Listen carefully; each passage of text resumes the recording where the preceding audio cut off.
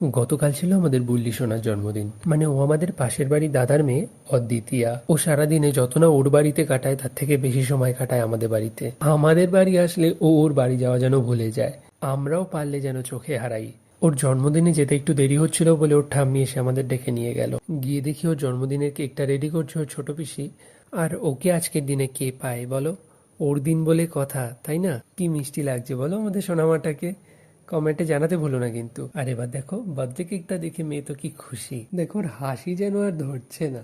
বাবার কোলে বসে কেক কাটছে আর নিজেই নিজের বার্থডে সং গেয়ে নিচ্ছে। এই যে এইদিকে হ্যাপি বার্থডে। এগুলোই তো ভালো লাগে, তাই না বলো বাচ্চাদের? ওদের খুশি হওয়াটা কতটা পিওর। আর আমি ওকে বেবি সোফাটা গিফট করেছি। কেক কাটাকাটি হলে কেকটা সরিয়ে দেওয়ার পর দেখো এবার মজাটা। কেক পাচ্ছ না তুমি? কেক পাচ্ছ না? বললি তুমি কেক পাচ্ছ না? কেকটা কোথায় গেল? যা যা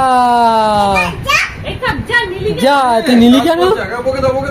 কাককে ধরে কানটা মুলে দে, কাককে ধরে কানটা মুলে দে। ওকে কাকে কেক দেবে? ধরে কান। এখন না মা ভাত